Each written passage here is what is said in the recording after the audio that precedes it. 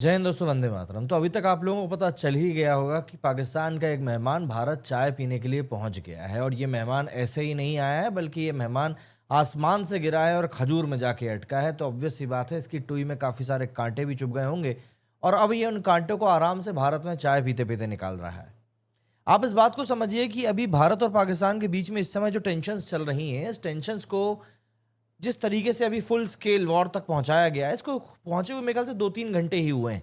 लेकिन इन 2-3 घंटों में ही अगर हम लोग बात करें तो हमने पाकिस्तान को जिस तरीके से पीटा है, वो ये बताने के लिए काफ़ी है कि पाकिस्तान वाकई में ये काम जो कर रहा है वो सिर्फ और सिर्फ खुद की बेइज्जती को बढ़ाने के लिए कर रहा है।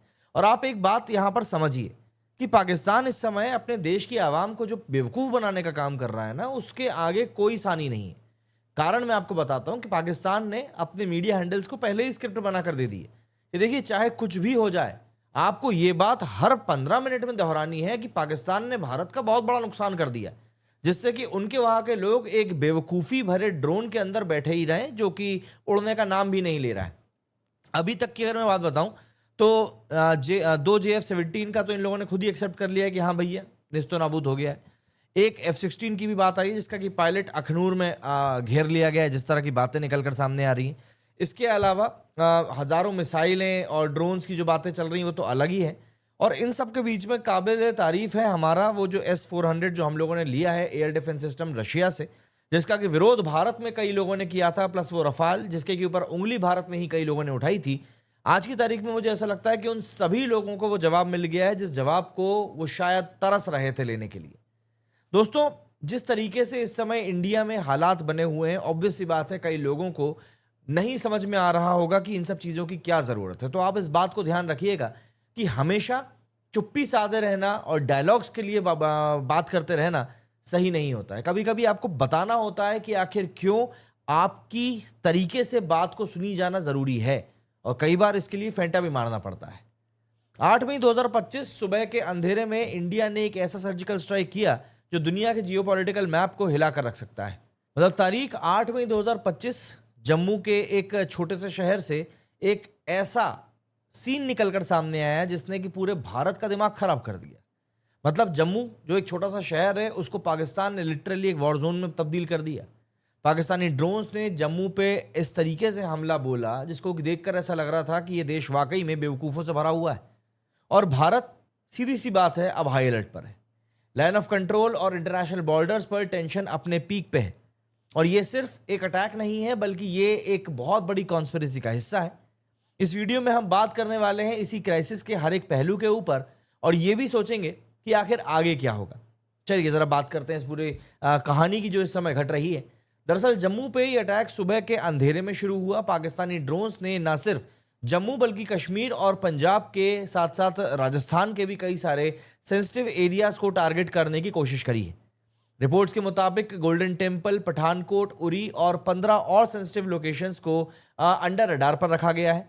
ये कोई छोटा मोटा हमला नहीं था, ये एक well plan drone swarm attack था, जिसमें कि सरफेस टू सरफेस मिसाइल्स का भी इस्तेमाल किया गया है। लेकिन भारत के एयर डिफेंस सिस्टम आकाश और S-400 ने अपना काम बेहतरीन तरीके से किया है। जम्मू में पूरे तरीके से इस समय ब्लैकआउट कर दिया गया है ताकि डिफेंस ऑपरेशंस में किसी भी तरह की कोई दिक्कत ना आए और सिविलियंस पूरी तरीके से सेफ रहें। ये क्लियर मैसेज है, भारत अपनी सिक्योरिटी के साथ में किसी तरह का कोई कॉम्प्रोमाइज नहीं करने वाला है। पाकिस्तान की फौज ने जम्मू कश्मीर और पंजाब के बॉर्डर्स पे हेविली ट्रूप मूवमेंट भी किया है। ये साफ दिखाता है कि उनका प्लान कोई छोटा मोटा नहीं था।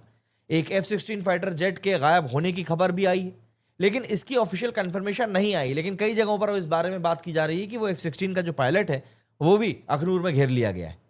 पाकिस्तान के मीडिया और मिलिट्री में पूरे दिन क्राइसिस का माहौल ही रहा है, क्योंकि इंडियन रिटेलिएशन ने उनके सभी मंसूबों पर पानी फेरकर उनको बैकफुट के ऊपर धकेल दिया है। पंजाब और राजस्थान से पाकिस्तान का फोकस अब कंप्लीटली जम्मू पे शिफ्ट हो चुका है।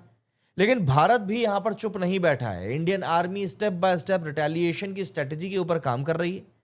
PAK को धीरे धीरे रिक्लेम करने की बात भी अब सामने आ रही है कि पाकिस्तान के कब्जे में जो हमारा कश्मीर है उसको अब भारत रिक्लेम करने जा रहा है। ये एक बहुत बड़ा अपडेट है।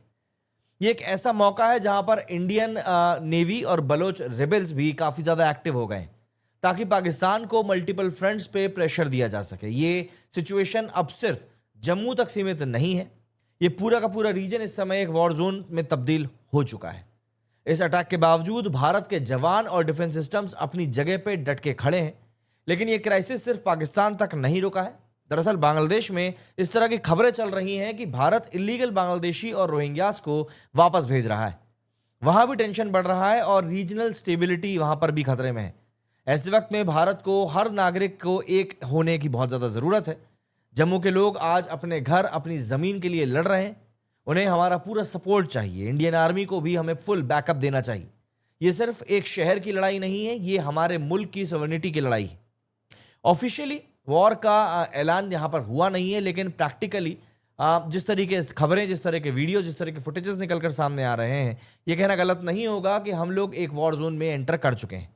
जम्मू पे ये जो हमला हुआ है, ये सिर्फ शुरुआत हो सकती है। पाकिस्तान के इंटेंशंस इसको लेकर बहुत हद तक क्लियर है। वो भारत के सेंसिटिव एरियाज को डिस्टेबलाइज करना चाहता है, लेकिन भारत के जवान, हमारी टेक्नोलॉजी और हमारी यूनिटी उन्हें इस बात का बिल्कुल भी मौका नहीं देगी। अब सवाल यह है कि क्या भारत को अब फुल स्केल रिटेलिएशन करना चाहिए? क्या पीओके को रिक्लेम करने का वक्त अब आ चुका है?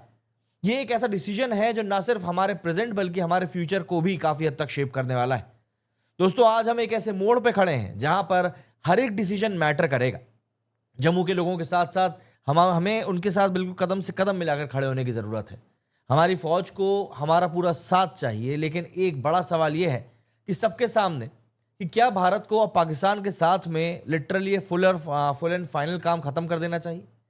क्या है आपका इस बारे में ओपिनियन? कमेंट करके जरूर बताइएगा। और इस क्रिटिकल टाइम पे अपने देश के लिए, अपनी फौज के लिए और जम्मू के लिए एक आवाज जरूर उठाएं और भरोसा रखें अपनी गवर्नमेंट के ऊपर, अपनी फौज के ऊपर। और जितने भी तरह के फॉल्स नैरेटिव सोशल मीडिया के थ्रू फैलाने की कोशिश की जा रही है दुश्मन देश के द्वारा, उन सबको भी रिकॉग्नाइज करके उनकी तरफ ध्यान कोशिश करें कि ना दें, बल्कि मेरे हिसाब से तो ना ही दें तो बेहतर होगा। क्योंकि ऑब्वियस सी बात है, आज की तारीख में वॉर सिर्फ मैदानों में नहीं, इंटरनेट पर भी लड़ा जाता है। और प्रोपेगेंडा का ये जो फैलना होता है, इसको आप रोक नहीं सकते। बस कोशिश यही रहेगी हमारी सेना की तरफ से कि भैया इस बार तो पीओके अपनी तरफ आ ही जाए, क्योंकि बहुत हो चुका है। अब जब हो ही गई है बात, इस मोड़ पर आ ही गई है, तो फिर उसको अंजाम पर ले जाना ही काफी होगा। आप बताइए आपका इस बारे में क्या कुछ कहना है। मेरे इस वीडियो में फिलहाल इतना ही। जय हिंद, जय भारत।